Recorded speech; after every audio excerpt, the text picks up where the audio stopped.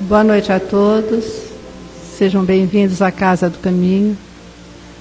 É sempre bom a gente encontrar esses rostos amigos aqui, né? Algumas pessoas novas, mas a gente tem a maior parte aqui de gente já conhecida. Os que estão vindo pela primeira vez, sejam bem-vindos.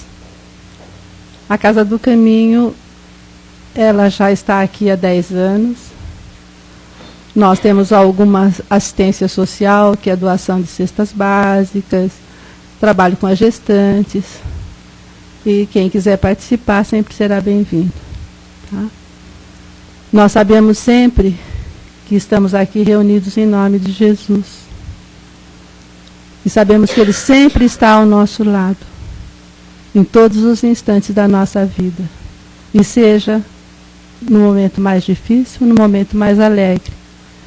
Portanto, nós temos que estar sempre ligados com Ele, para que possamos receber aquilo de que nós estamos necessitando. Hoje, aqui reunidos, essa força se faz maior, porque nós somos assessorados por irmãos espirituais que aqui já estavam antes que nós, nos recebendo de braços abertos, procurando já nos ajudar, acalmar o nosso coração, procurando entrar em sintonia com os nossos problemas, para que quando saíssemos daqui, estivéssemos melhores do que quando entramos. Então vamos aproveitar esses instantes em que nós aqui estamos. Vamos respirar profundamente. Vamos relaxar o nosso corpo. E vamos entrando em sintonia com esse Pai maior, com esse amigo tão querido que é Jesus, que nos abraça a cada instante e que está ao nosso lado.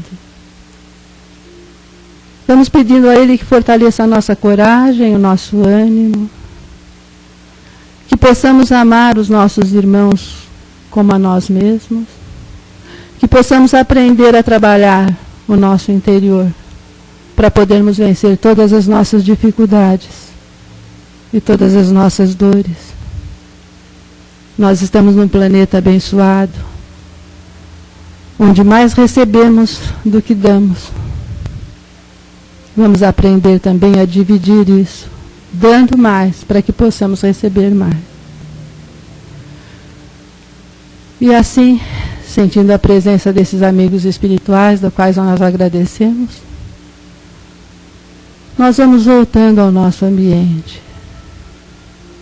pedindo a Jesus que esteja conosco durante todo o tempo e que nos ajude na medida das nossas necessidades.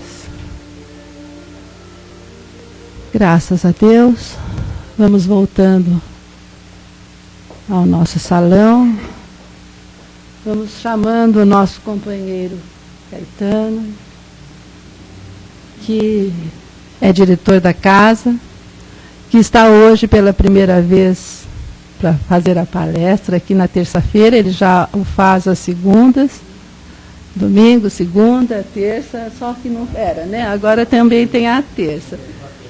Então vamos recepcioná-lo com todo carinho. Eu já esqueci qual era o tema que tinha que falar, e aí você fala. Tá bom? Obrigado.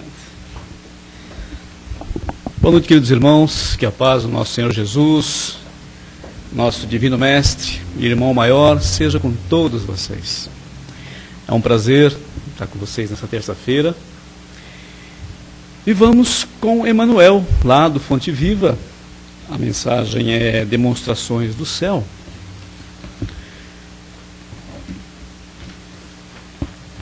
É o tema que nos é colocado hoje para a nossa meditação e para ajudar no nosso preparo, não é isso? Porque nós viemos aqui para receber coisas novas, sejam energias novas, perspectivas novas. E Emmanuel, com esse texto, vai nos ajudar. Eu farei aqui o papel mais de leitor, porque de mim mesmo pouco tenho a oferecer. Mas os nossos irmãos, com certeza, os nossos irmãos espirituais, têm muito a dizer nesses pequenos recados que o Pai nos permitiu chegasse a nós através da psicografia do nosso querido e saudoso Chico Xavier. E Emmanuel extrai a sua o mote, né? O motivo da sua dissertação, que ele chamou de Demonstrações do Céu, de uma pequena frase que ele extraiu do Evangelho de João, lá no capítulo 6, no versículo 30. Diz assim esse pedacinho. Disseram-lhe, pois, que sinal fazes tu para que o vejamos e creiamos em ti? Então, que sinal fazes tu para que o vejamos e creiamos em ti? Eu gostaria de contextualizar essa frase, porque esse é um momento do Evangelho muito bonito, porque o Evangelho de João, capítulo 6, é o capítulo da multiplicação dos pães. Era a Páscoa judaica, e Jesus estava reunido com seus discípulos, né, aquele típico pão judaico, né, aquele pão ázimo, que eles costumam, né, comer na época da Páscoa, relembrando a fuga lá do Egito, não é isso? Então, o capítulo 6 fala das multiplicações dos pães. Jesus já tinha conversado com uma multidão que estava ali reunido, que, como vocês sabem, Jesus era sempre seguido, né, por uma multidão, e os seus discípulos. Depois ele pegou uma barca com os seus discípulos e atravessou para o outro lado do Tiberíades, né? E lá houve aquela cena da multiplicação dos pães. Quando ele se virou para Filipe e disse que não teríamos pão. Onde compraríamos tantos pães para satisfazer tanta gente, né? Como se ele não soubesse o que devia fazer. E aí Jesus promete um pão celeste. É aqui que eu quero começar a compartilhar com vocês esse pedaço do Evangelho. Respondeu-lhe Jesus e disse: em verdade vos digo, vós buscai-me, não porque vistes os milagres, mas porque comeste dos pães e ficastes saciados. Trabalhai não pela comida que perece, mas pela que dura até a vida eterna, a qual o Filho do Homem vos dará. Porque nele imprimiu Deus Pai o seu selo. Disseram-lhe, pois, eles: que devemos nós fazer para praticar obras do agrado de Deus? Jesus respondeu e disse-lhes: a obra do agrado de Deus é esta, que acreditais naquele que ele enviou. Mas eles disseram-lhe: que milagre fazes tu, pois, para que o vejamos e acreditamos em ti? Que fazes tu? Então, aquela multidão, depois de saciada, depois de ter acompanhado todos os milagres que Jesus praticava, fizeram essa pergunta para o Mestre: que milagre fazes tu, pois, para que o vejamos e acreditamos em ti? Que fazes tu? E aí eles continuam: nossos pais comeram o maná no deserto, segundo está escrito. Deus deu-lhes a comer o pão do céu. Jesus respondeu-lhes: em verdade vos digo, Moisés não vos deu o pão do céu, mas meu Pai é que vos dá o verdadeiro pão do céu. Porque o pão de Deus é o que nasceu do céu e dá a vida ao mundo. Eles, pois, disseram-lhe: Senhor, dá-nos sempre desse pão. Então é nesse contexto que está inserido essa frase que Emmanuel extraiu. E agora vamos passar a mensagem de Emmanuel. Então prestem atenção, se fixem bem, que apesar de tudo que Jesus já fazia em prol de todos os seus seguidores, né, que ele chamava de irmãos, e dizia-lhes que ele fora enviado, que era um enviado de Deus Pai, para alimentá-los, trazendo-lhe o pão da vida, não o pão ázimo, o pão que alimentava somente os seus estômagos, mas ele era o pão da vida. E que acreditassem nele. E aí eles perguntam: que sinal fazes tu para que o vejamos e criamos em ti? Em todos os tempos, quando alguém na terra se refere às coisas do céu, verdadeira multidão de indagadores se adianta pedindo demonstrações objetivas das verdades anunciadas. Assim é que os médiuns modernos são constantemente assediados pelas exigências de quantos se colocam à procura da vida espiritual. E não é uma verdade? Uma pequena pausa para a gente ilustrar. Vamos recuperar um fato ocorrido com o nosso querido Chico mesmo, que é o nosso grande exemplo de mediunidade cristã. Lá na sua casa de caridade, na casa da prece, chegou a ser agredido, porque as pessoas queriam que ele trouxesse, de qualquer modo, as comunicações do outro lado. E o Chico humildemente disse: mas meu irmão, o telefone só toca do lado de lá para cá. Eu não posso fazer tocar o telefone daqui para lá. Então, reforçando isso que Emmanuel nos fala, assim é que médiuns modernos são constantemente assediados pelas exigências de quantos se colocam à procura da vida espiritual. Esse é evidente e deve dar provas daquilo que identifica. Aquele escreve em condições supranormais e é constrangido a fornecer testemunho das fontes da sua inspiração. Aquele outro materializa os desencarnados e, por isso, é convocado a teste público. E quantos foram? Não foram poucos. No século XIX, quando os irmãos espirituais reunidos nos páramos celestes e decidiram em assembleia que era o momento da humanidade, se tiraram uma outra ponta do véu dos olhos da humanidade, resgatando o Evangelho de Jesus. Muitos espíritos vieram e encarnaram com o propósito de mostrarem ou fazerem demonstrações das coisas do céu. Sir William Crookes, grande sábio da Real Sociedade Academia Inglesa de Ciências, fez vários testes, fez várias experiências com Florence Cook, com Madame d'Espérance, demonstrando a intervenção dos espíritos no plano, na matéria. Demonstrando para quem? Para os nossos cientistas da época, para a ciência da época. Edgar Cayce fez várias demonstrações da interferência dos espíritos no mundo da matéria também, com as suas demonstrações públicas, que eram exigidas. Levitou várias vezes, amarrado às cadeiras, né? Então o que eles faziam? Colocavam o médium amarrado na cadeira, com nós de marinheiro, para que ele não tivesse condição de interferir em nada, e mesmo assim, a cadeira pesadíssima, aquelas cadeiras do século XIX, imagine, né? Se erguiam até o teto, frente à multidão que assistia, né? Aqui no Brasil, o médium Peixotinho, vários irmãos nossos presenciaram sessões de materializações, que estão maravilhosamente compiladas no livro do Ranieri, quem quiser estar à disposição, chamadas materializações luminosas, materializações tangíveis, visíveis. Então, reforçando isso que Emmanuel está dizendo aqui. Isso era exigido. A ciência exigia no século XIX. E há bem pouco tempo, no século XX, o século passado, também havia uma grande gama de irmãos nossos curiosos atrás da fenomenologia espírita, que os espíritos traziam para o mundo físico. Então, demonstrações do céu não faltavam, não é isso? Começou com Moisés, com a escrita direta, quando Moisés recebeu os 10 mandamentos lá no Monte do Sinai.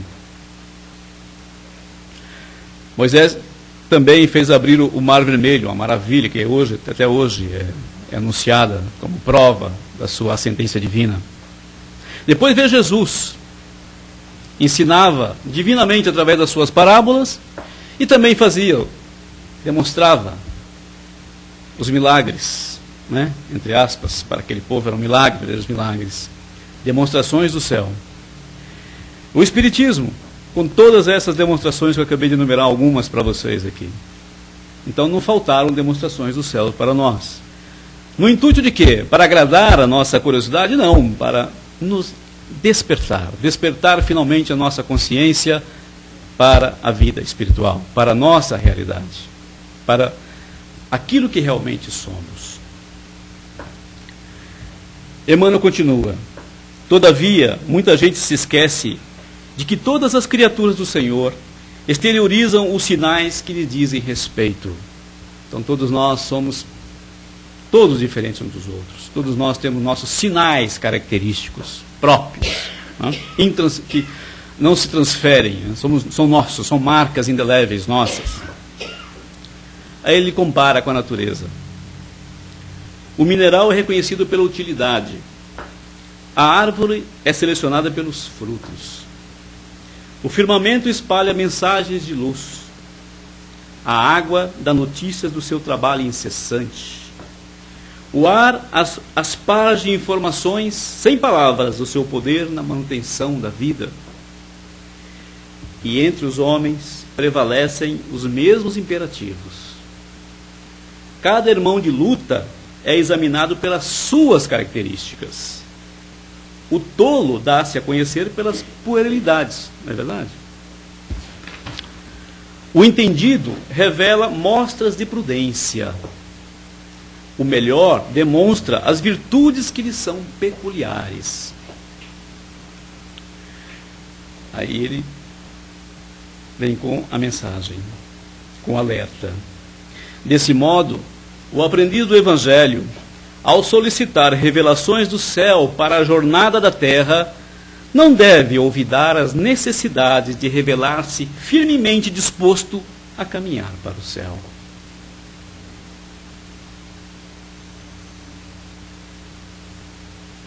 Então nós, queridos irmãos, antes de pedirmos revelações do céu, antes de buscarmos a fenomenologia, nos fenômenos, o espetáculo dos fenômenos, devemos voltar para nós mesmos.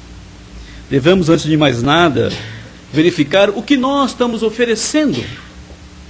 O que nós estamos oferecendo de nós mesmos para merecermos esses espetáculos que Deus já nos oferece sem nós pedirmos. Vamos pegar dois exemplos. O espetáculo da vida. O espetáculo de um planeta todo preparado para que nós ocupássemos como se fosse nossa casa, nosso lar. Um planeta chamado Terra. Com essa imensa variedade de recursos naturais e belezas naturais incontáveis que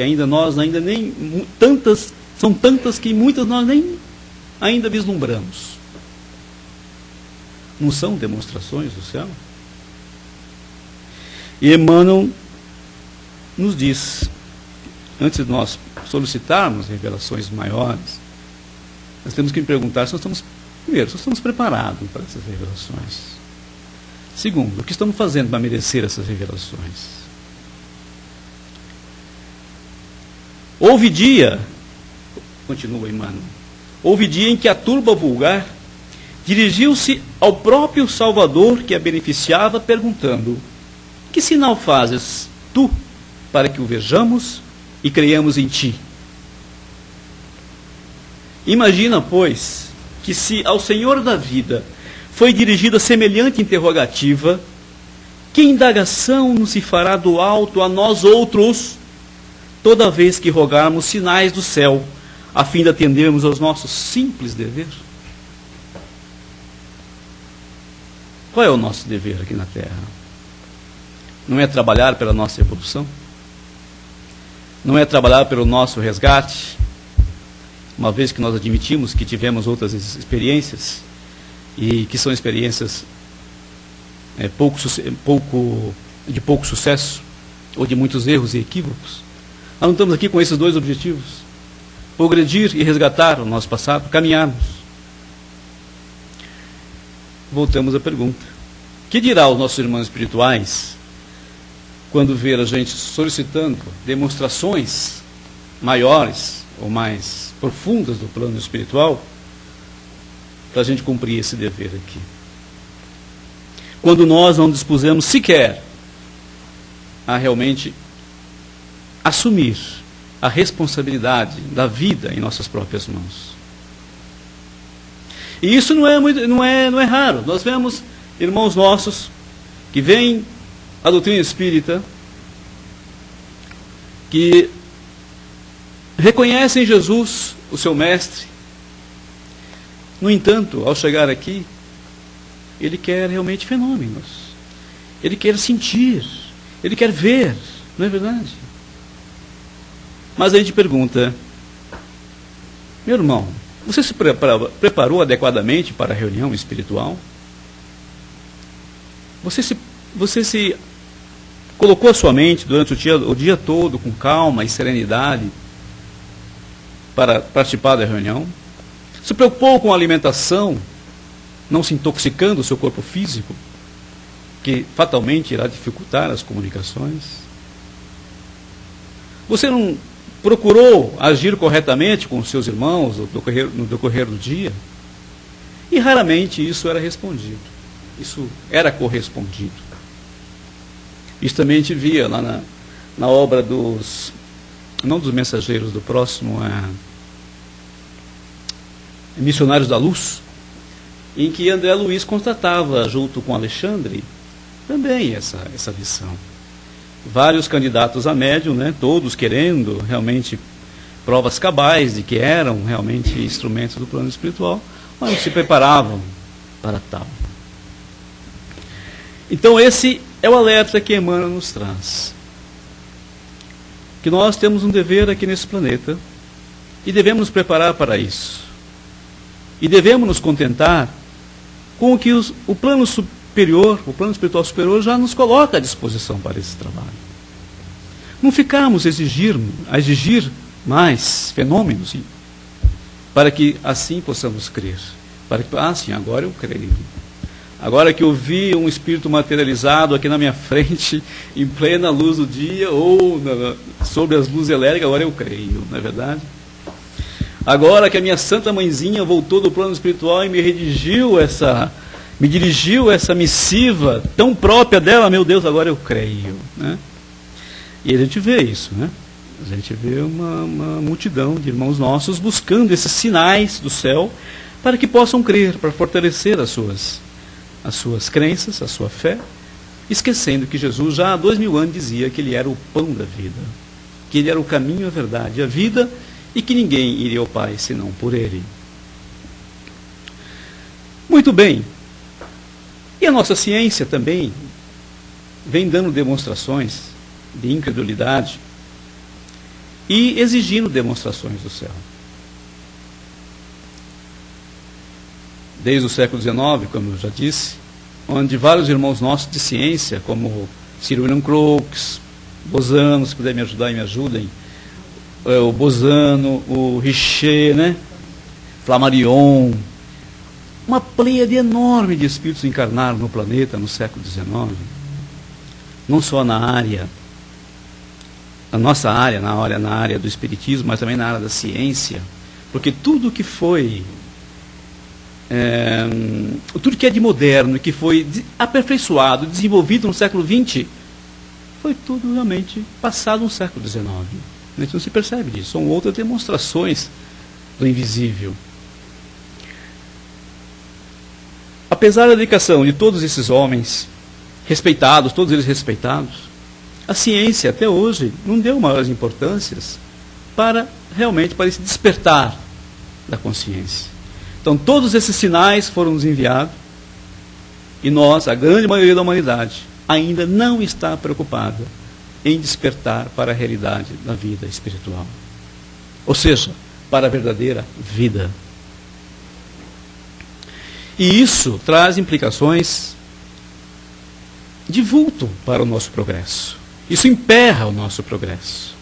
Isso trava o nosso progresso. Atrasa a caminhada dessa humanidade. E é por isso que a codificação kardeciana tem feito um esforço enorme para tirar esses véus, esclarecer, trazer os ensinamentos de Jesus sob uma nova roupagem, agora com os recursos mais avançados da ciência, para que finalmente a gente desperte. Mas nós continuamos naquela situação de que a gente quer que os irmãos espirituais continuem mandando sinais inequívocos, concretos, da existência do plano espiritual. Principalmente, mormente, e principalmente os nossos irmãos de ciência. Aí sobre isso, tem um texto lá no Evangelho segundo o Espiritismo, no capítulo 7, Bem-aventurados os pobres de espírito, que fala justamente sobre isso. E nós podíamos nos perguntar por nossa vez, então por que o plano espiritual, os irmãos espirituais que governam o destino do planeta, de uma vez por toda, realmente não abrem as portas da quarta dimensão, do mundo espiritual e de toda a fenomenologia espetacular, e realmente acaba com esse negócio, né? Convence todo mundo e vamos caminhar. Por que eles não fazem isso? A resposta está aqui. Evangelho segundo o Espiritismo, nesse capítulo 7, os mistérios ocultos aos sábios e prudentes. Naquele tempo, respondendo disse Jesus: graças te dou a ti, Pai, Senhor do céu e da terra, porque escondeste essas coisas aos sábios e prudentes e as revelastes aos simples e pequeninos. Então, já naquela época, Jesus estava dizendo isso, porque sabia, né, como grande espírito de alta estirpe sideral, que era Jesus, ele sabia o que ia acontecer com a mensagem, não é isso? Aí os nossos irmãos da codificação explicam. Pode parecer estranho que Jesus renda graças a Deus por haver revelado essas coisas aos simples e pequeninos, que são os pobres de espírito, ocultando-as aos sábios e prudentes, mais aptos aparentemente a compreendê-las. Que é assim que também entendem. Poxa, os sábios, os cientistas, eram os que deviam, né, realmente serem convencidos de que essas realidades, aí eles iam pesquisar, estudar, e iam finalmente revelar tudo para nós, né? Iam nos livrar de todas as nossas misérias, das nossas doenças, né, das nossas pequenez. Não é isso que a gente pensa? Por que não falam isso logo dos cientistas? Né? Por que eles não se convencem? Porque, por exemplo, a medicina não se convence que nós temos corpos espirituais, que nós não somos só corpo físico, que nós temos corpos sutis, e que muitas das nossas doenças e moléstias estão instaladas nesses corpos sutis. Que o nosso corpo físico apenas é a materialização desses males. E que a cura não está no nosso corpo físico, como a nossa ciência trata os sintomas, está nas causas. E que se não tratar as causas, a gente não acaba com os sintomas. Essas são as questões que a gente fica remoendo em nós. Voltemos aqui. É que precisamos entender, pelos primeiros, os humildes, os que se humilham diante de Deus e não se consideram superiores aos outros. E pelos segundos, os orgulhosos, envaidecidos com seu saber mundano, que se julgam prudentes, pois que eles negam a Deus, tratando-o de igual para igual, quando não o rejeitam. É verdade, isso também é verdade, né? Temos muitos dos nossos homens de ciência publicamente rejeitarem Deus, dizerem que realmente a coisa de Deus é um ópio, né, inventado para iludir o povo, né? Isso porque na antiguidade sábio era sinônimo de sabichão. Assim, Deus lhes deixa a busca dos segredos da terra e revela-os do céu aos humildes que se inclinam perante ele. Então essa obra do planeta Terra já é um vasto campo de experiência para os nossos irmãos de ciência, e Deus deixa que eles realmente vá descobrindo, vá usando a sua ciência, o seu saber, é para isso que estão aqui também, né, para realmente exercitar a inteligência, e vai, aos poucos, descobrindo os segredos, né? O mesmo acontece hoje com as grandes verdades reveladas pelo Espiritismo. Certos incrédulos se admiram de que os espíritos se esforcem tão pouco para os convencer. Olha isso. Certos incrédulos se admiram de que os espíritos se esforcem tão pouco para os convencer. É que eles se ocupam dos que buscam a luz com fé e humildade, de preferência aos que julgam possuir toda a luz e parecem pensar que Deus deveria ficar muito feliz de os conduzir a Ele, provando-lhes a sua existência. O poder de Deus se revela nas pequenas como nas grandes coisas. Ele não põe a luz sobre o alqueire, mas a derrama por toda parte. Cegos são os que não a veem. Deus não quer abrir-lhe os olhos à força, pois que eles gostam de os ter fechados. Chegará a sua vez, mas antes é necessário que sintam as angústias das trevas e reconheçam Deus, e não o acaso, na mão que lhes fere o orgulho. Para vencer a incredulidade, ele emprega os meios que lhe convêm, segundo os indivíduos. Não é a incredulidade que lhe dá de prescrever o que deve fazer, ou que lhe vai dizer: se quiser me convencer, é necessário que faça isto ou aquilo, nesse momento e não naquele, porque este é o que me convém. E é isso que a ciência faz. A ciência faz isso, a nossa ciência tradicional. Ela quer pegar os médiuns, os fenômenos, e fazê-los produzir em momentos que eles dizem, onde, quando, laboratórios, né? Que é assim que a nossa ciência caminha, né? É assim que é o método que ela pesquisa. Ela não quer mudar o seu método de pesquisa para descobrir as coisas do outro lado da vida. E é por isso que ela não consegue penetrar nos segredos da vida, além da matéria. Por quê? Porque ela continua usando os métodos antigos de pesquisa, como se estivesse pesquisando coisas densas, né?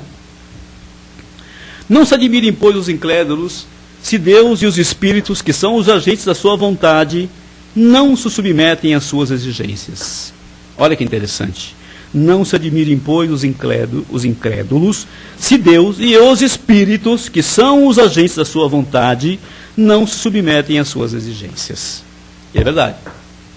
Os espíritos nunca se submeteram às exigências dos cientistas, nem do século XIX, nem de agora. Perguntem o que diriam se o último dos seus servos lhe quisessem fazer imposições. Deus impõe condições, não se submete a elas. Ouve com bondade os que o procuram humildemente, e não os que se julgam mais do que ele. Deus dir-se-á: não poderia tocá-los pessoalmente por meio de prodígios evidentes, perante os quais o mais duro incrédulo teria de curvar-se? É só uma pergunta que nós fazemos, né? Deus poderia? Poderia. Não poderia, não? Sem dúvida que eu poderia. Mas nesse caso, onde estaria o seu mérito? E ademais, de que serviria isso? Não os vemos diariamente recusar a evidência? E até mesmo dizer, ainda que o visse, não acreditaria, pois sei que é impossível? É verdade. Quantos médiuns foram taxados de charlatães? Médiuns sérios. Foram massacrados, né? Foram desacreditados e por aí adiante. Se eles se recusam a reconhecer a verdade, é porque o seu espírito ainda não está maduro para compreender, nem o seu coração para o sentir. O orgulho é a venda que lhes tapa os olhos. Que adianta apresentar a luz a um cego? Seria preciso, pois, curar primeiro a causa do mal. Eis porque, como hábil médico, ele castiga primeiramente o orgulho. Não abandona os filhos perdidos, pois sabe que cedo ou tarde seus olhos se abrirão, mas quer que o façam de vontade própria. Não, olha que coisa. Pai amoroso. Claro, não precisa da forma. Deus é misericórdia, Deus é bondoso. Não nos força nada. E então, vencidos pelos tormentos da incredulidade, atirar-se-ão por si mesmos em seus braços e, como filho pródigo, lhe pedirão perdão. Então está aí a razão porque Deus deixa que nós, a humanidade terrestre, com os recursos que Ele disponibilizou, com o auxílio dos nossos irmãos espirituais, que conhecem as nossas necessidades, deixam que nós caminhemos pouco a pouco, de acordo com as nossas possibilidades. Mas nós, por nossa vez, não podemos esperar milagres, nem sinais do céu, objetivos do céu, para iniciarmos a nossa caminhada de tomada de consciência de nós mesmos. Essa tarefa é uma tarefa que é nossa, intransferível, e nós não podemos deixar de fazê-la, sob pena de ficarmos para trás, sob pena de nós perdermos o foco do objetivo da nossa existência, que é este: é progredir, é evoluir, é aprender, é experienciar. Errar também, mas aprender com os erros. Não ficar repetindo os erros, como falam os hindus, presos na rota das encarnações. Nosso objetivo um dia é sair da rota das encarnações, não é isso? Então está aí a mensagem, queridos irmãos, que Deus nosso Pai nos dê força para fazer esse trabalho, nos dê coragem, nos dê fé, nos dê confiança, para que possamos prosseguir firmes e confiantes nas promessas de Jesus. Que assim seja. Agora das nossas perguntinhas.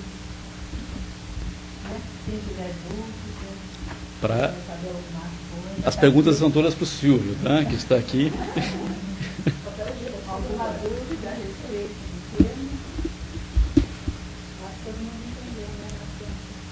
Ou não entenderam nada. Não, acho bastante, saber que a gente mesmo que vai ter que progredir, que vai ter que melhorar.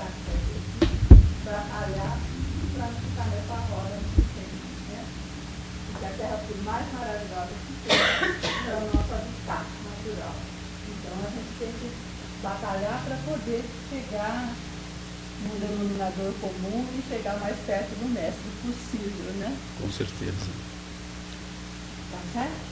Ninguém fazendo nenhuma perguntinha hoje. Ninguém. Não vão me testar hoje, Você senhor? conseguiu. Só falando da passagem de Cristo, quando perguntou dos apóstolos, né? Quem vives com que eu sou? Eu és o mestre de Deus. Então, não precisou que Jesus fizesse nada, foi no primeiro momento que eles se encontraram, eles acreditaram que ele é Jesus, o mestre, que veio mostrar o caminho à luz. É verdade, ele até abençoou, né? Que ele era bendito por isso, né?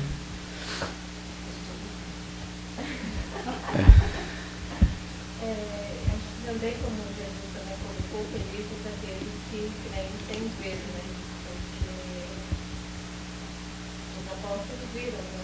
Nós não vimos, então, nem estivemos na presença do Mestre, né? Então, felizes daqueles que criam sem ver. E, na verdade, como eu vi de uma frase que dizia que a gente não, na verdade, a gente precisa ver, não ver para ver, mas crer para ver. Porque a partir do momento que nós acreditamos, que nós cremos e seguimos essa crença e seguimos aquilo que o Evangelho nos propõe, não vamos reclamar. É justamente isso que Emmanuel coloca. Quando nós viemos a essa casa de caridade e queremos receber justamente isso, energias novas, né? Queremos receber forças novas, esperanças novas, o que nós fazemos para merecer isso? Nós nos preparamos? Nós nos concentramos nisso? Nós mudamos o nosso comportamento? Nós preparamos a nossa mente para isso? É isso que ele pergunta. Porque é isso que eles vão falar. O que vocês estão fazendo para nos quererem, né? Mais do que nós estamos dando?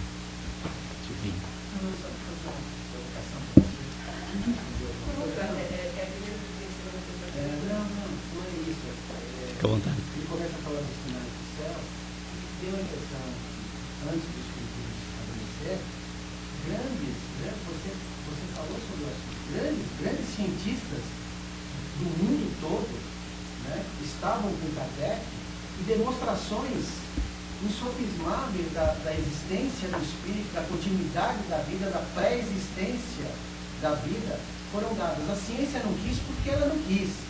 Porque ela não quer, porque ela vai continuar dizendo que não e porque eles não acreditam. O problema deles, a ciência vai seguir o seu curso. O que nós precisamos é acreditar em nós mesmos. Nós não temos mais que nos preocupar.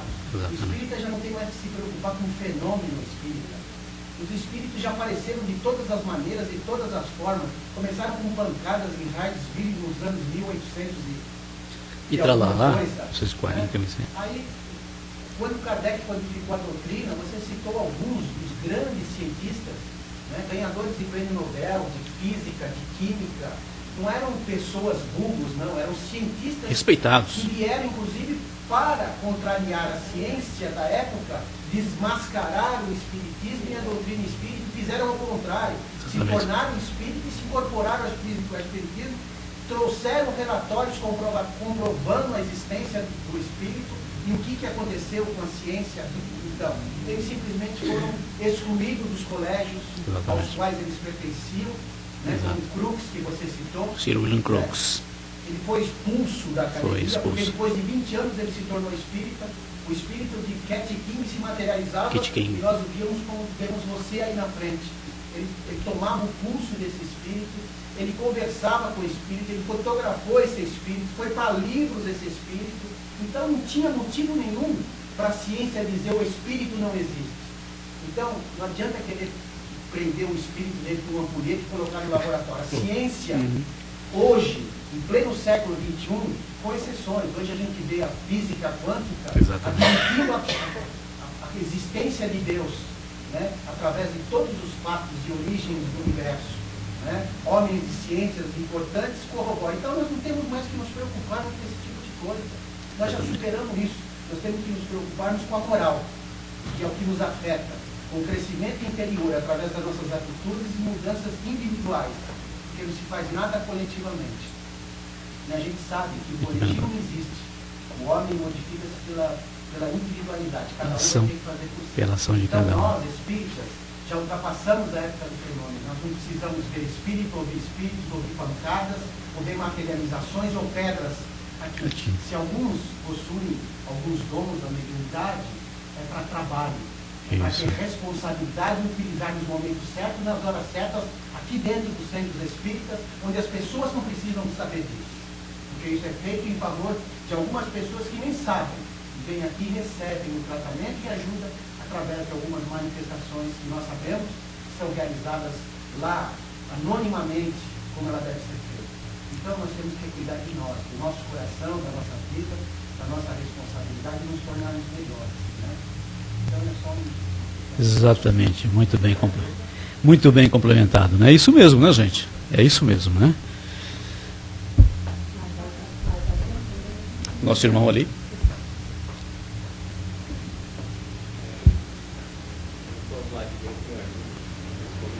Vamos lá, fica à vontade. Eu vejo que não é necessariamente a ciência que foi falado, mas é que a ciência, aliada à consciência espiritual, e a consciência espiritual, a espiritualidade, aliada à busca que a ciência tem, são muito louváveis. Acho que são alguns homens dentro da ciência, também presentes no movimento espiritual, no movimento espírita, kardecista e outros, que promovem mais a ignorância, a exacerbação do orgulho, da arrogância, e dessas características nossas que devem ser, a gente deve cuidar, não com esses homens, mas com essa promoção, a promoção desse tipo de movimento. E a gente fazer um movimento contrário da renovação íntima, do como vamos ver o nosso orgulho, vamos ver os nossos características, Exatamente. E deixa eu pedir para falar um pouco, se puder, sobre o que você tocou na responsabilidade pela vida.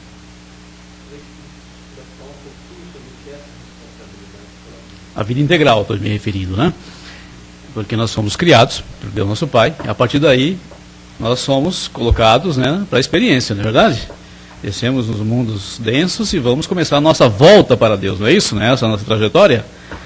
Muito bem, chega um momento nessa trajetória que nós adquirimos uma coisa chamada pensamento contínuo e adquirimos consciência de nós mesmos. Somos consciência individualizada nesse instante. A partir daí começam nossas responsabilidades. Porque nós adquirimos uma coisa chamada livre-arbítrio, não é isso? E aí a vida está sob a nossa responsabilidade. Intransferível. Então a nossa responsabilidade, que nós estamos referindo, é isso. A responsabilidade de trabalhar para o nosso progresso. Progresso intelectual, moral, como bem lembrou o Silvinho aqui. Trabalhando o que é nossas imperfeições. E ao mesmo tempo, trabalhando para corrigir. Ao trabalhar a nossa moral, nós estaremos corrigindo equívocos do passado automaticamente. Mesmo sem sabê-los quais são. Mas nós temos as nossas tendências. Não temos nossas tendências que nos guiam? Pois é, nós temos nossas tendências e com ela nos guia para o que deve ser corrigido em nós. E no futuro, nós temos a nossa consciência, que sempre está nos alertando que nós temos que seguir uma regra de conduta, que nós estamos inseridos num cosmo, né, muito maior do que a gente imagina, e que nós temos uma vida muito maior do que essa que se nos apresenta aos nossos olhos físicos. Nós temos isso em germe, em consciência. É isso que nós temos que nos preocupar, com essa verdadeira vida. Não se iludir muito com a vida física, que é uma face da nossa vida. Nós temos outra. E essa é muito, como lembrou Jesus, essa é muito mais importante até do que a vida física. Embora a vida física também tenha sua importância. Não vamos fazer igual algumas filosofias que relegam a vida física ao esquecimento. Não. Ela tem sua importância, está no texto aqui. Mas nós não podemos esquecer que nós temos uma vida integral, uma vida espiritual, né? Para que a gente não perca o foco. Pronto, estou liberado? Gente, boa noite. Que Jesus continue em vossos corações e que vocês recebam tudo o que vieram buscar. Que assim seja.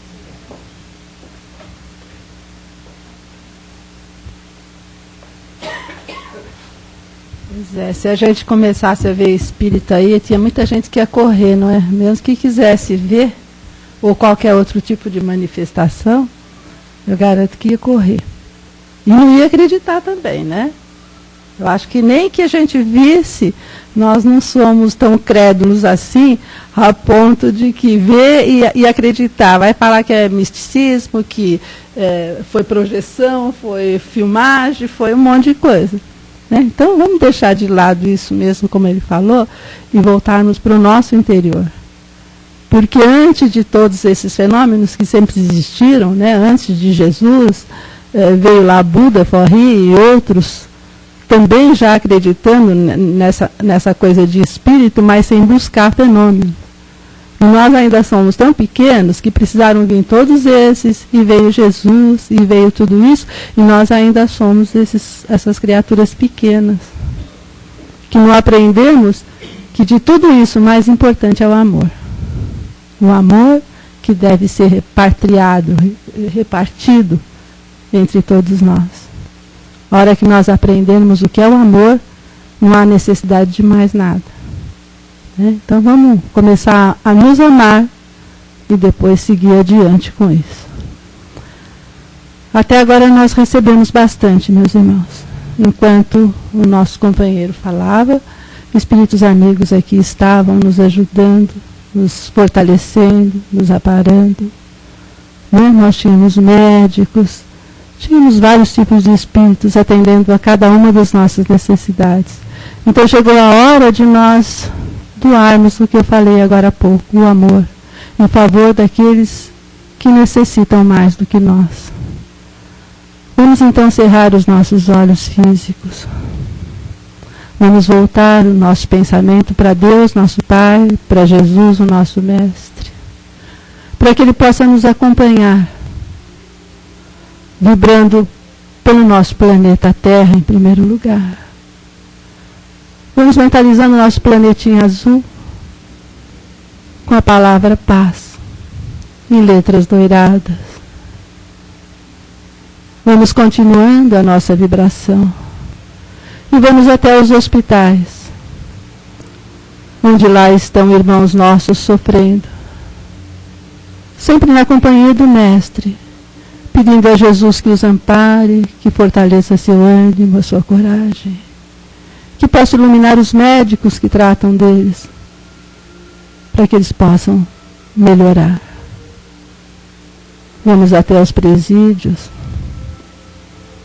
pedindo ao Mestre querido mais uma vez, que ilumine esses nossos irmãos que lá estão, por algum motivo, distantes da verdade e do amor.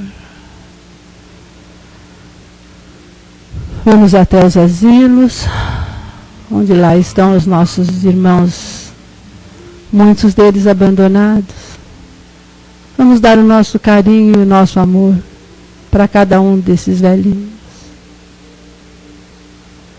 Vamos vibrando pelos companheiros que perambulam pelas ruas, pelas crianças abandonadas, muito delas dentro dos próprios lares. Que a presença do Mestre Divino se faça em cada lar, ao lado de cada criança abandonada. Vamos agora até os nossos lares, queridos. Vamos entrando ali pela porta principal do nosso lar, pedindo ao Mestre que nos anteceda e que deixe ali a sua paz, o seu amor, a sua sabedoria.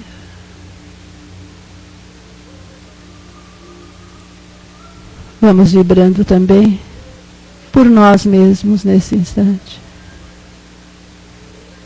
pedindo a Jesus que nos abençoe, que permita que sejamos melhores a cada dia e a cada instante.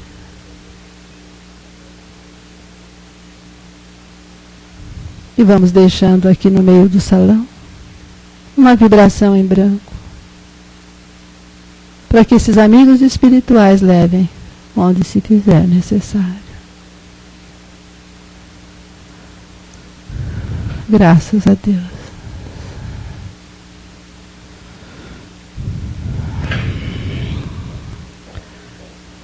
E assim, meus irmãos, nós encerramos essa parte do nosso trabalho. Nós vamos partir agora para a terceira parte, que é os passes.